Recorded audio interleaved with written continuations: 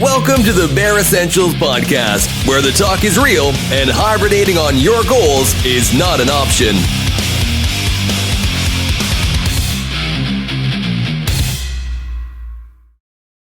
Hi, everyone. Thank you for tuning in. I am your host, Charles Wallace. I am extremely excited to interview this next guest. He is an MMA fighter with over 50 professional fights. He has had an extremely successful career in the UFC, and besides being an always dangerous competitor, he is definitely one of the true good guys in the sport of mixed martial arts. So please join me in welcoming Smilin, Sam Alvey, to the show. I am graciously joined today by Sam Alvey, who is actually at some fights, helping some other fighters weigh in. So what a treat that he's given us some time today. So thanks, Sam. For the audience who may not be familiar, Sam, could you introduce yourself? Yeah, I'm Smilin Sam Alvey. I've been in the UFC for almost a decade. I've had 23 fights with them. I've got over 70 fights total. I used to be an amazing fighter, and now I'm trying to get back on that winning wagon. And Sam, thank you. And that's actually what intrigued me. Obviously, you've had a very long career. I want to get in a little bit to how it started, but I just want to say right now up front, when I saw the fight last Saturday and then I saw your message, it really struck a chord with me. I feel like sometimes as a society, we're too quick to maybe give up on people. And you know what? I became a fan of you, Sam, by watching you compete. But the way you've handled yourself, especially recently, that's what makes me remain a fan. And you'll always have my support. So I just want to start off with that. Oh, thank you very much for the kind words. I mean, I love this sport. It's a sport I didn't mean to be a part of, and it absorbed me. I mean, it's not something I didn't watch it growing up. I didn't know about it until I was, till I graduated college just about. I just fell in love with it right away, and I've been hooked. And now every chance I can, I can give back to the sport that's given me so much. I'm going to try to. I've still got a lot in the tank, and I just gotta start making things connect a little bit. Yeah, Sam. So going back, how did you get started? I think I saw you did wrestle back in high school, college, correct? It kind of. I did. I wrestled my junior, senior year of high school. Then I had 2 years off where I went to college, didn't have it. And then my junior, senior year of college, I wrestled as well.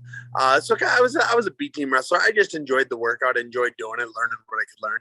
I was never great at it. I never considered myself a wrestler, but I enjoyed it. So that's kind of where I came from. Well, the reason I ask is because I talk to a lot of people on this podcast, and we talk about mental preparation and mindset and motivation. And for me, it always comes back to be motivated, you need a why. Now, I would think for you, and I'd like to hear, having the long career you have, what is your why and how has it changed over the years? I don't think my why has changed. The necessity of me continuing to do it, that's gotten, it's a necessity now. It's my job. I've made every arrangement in my life to do this.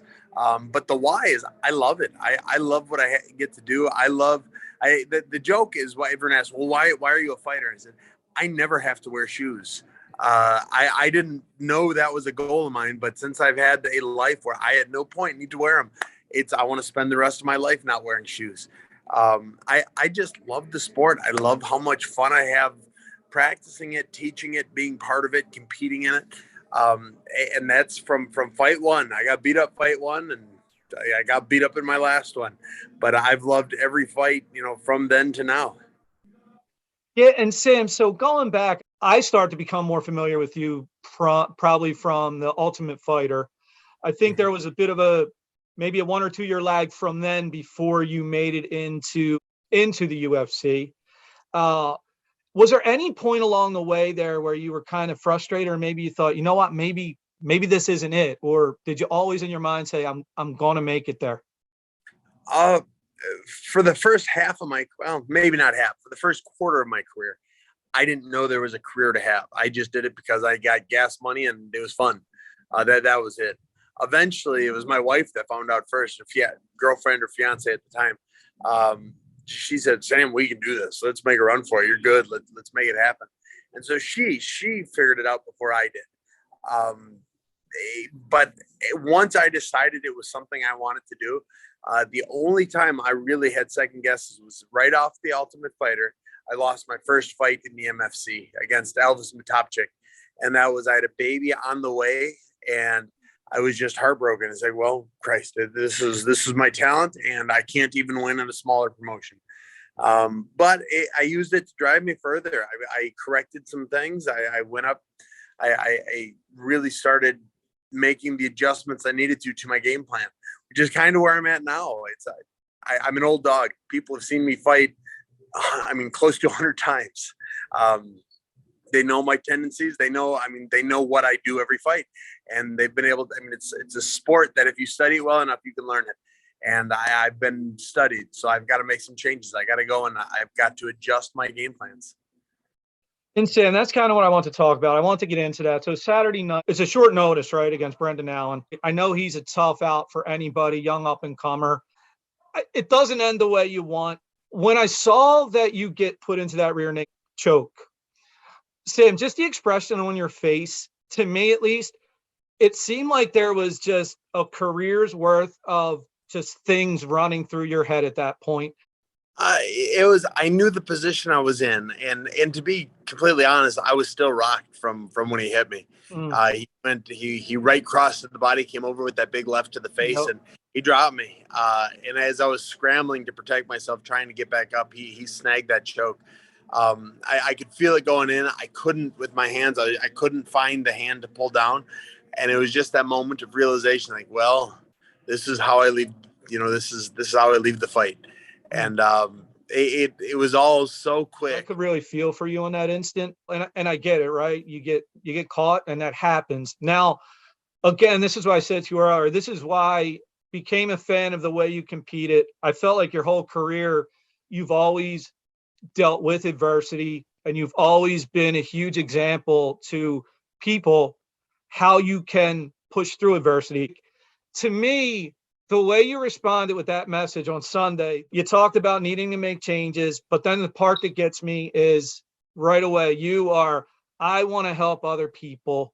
And here you are today, you're helping somebody cut. Like, Sam, it's just, there are not enough people like this in the game and not enough people like this in the world. So credit to you for that. And credit to your parents for that. It's just, you're an amazing person. So could you talk a little bit about that message? Because I know that had to be hard. It seemed emotional to me. How hard is it to put that message out there?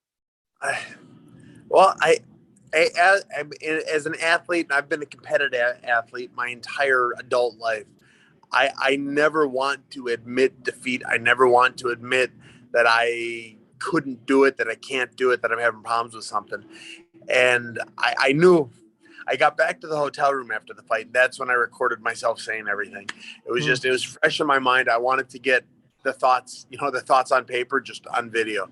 And that was, I just kind of went with it. I went, that's the way it's gotta, I want people to know what it's like in that moment. And my first thought was, well, man, I'm not done fighting. I never want to hear the question, well, are you going to retire again? I'll retire when I want to retire, and I don't want to retire. I don't think I need to. I think I can still compete with the best in the world. But I do have to make the adjustments. So that was said. But from day one, that I've been fighting, I've been coaching.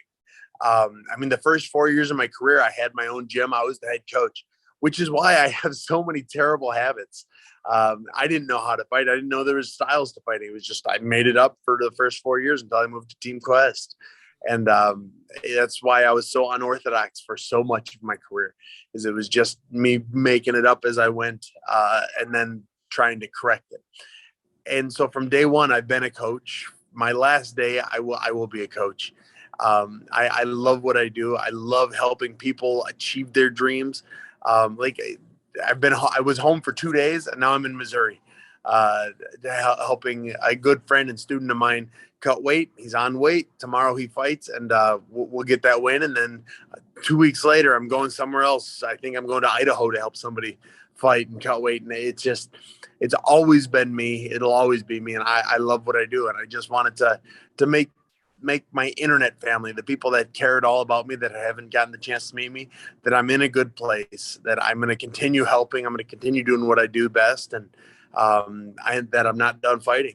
I'll say this, regardless of what happens in the rest of your fighting career, again, the way you're handling yourself now and the way you've always handled yourself, people may not ever remember all the fights specifically or the record, but your legacy is going to be exactly what you just said now. And that's why people are always going to remember who Sam Alvey is. They're going to know who Sam Alvey is, who Sam Alvey was, and you're going to always be a bright spot in people's lives. So I can't thank you enough for this. Sam, you have anything you'd like to plug here as far as like your gym, fighters, anything like that? Yeah, what I'm really gonna work on top of coaching and learning to be better is I'm working on my social media. I've got a YouTube page that I'm really pushing. Thanks to everyone that's following it, but it's really, you guys have helped me grow a lot in this last week. I'm over 1,000 followers now, and I'm hoping to get to 1 billion followers someday.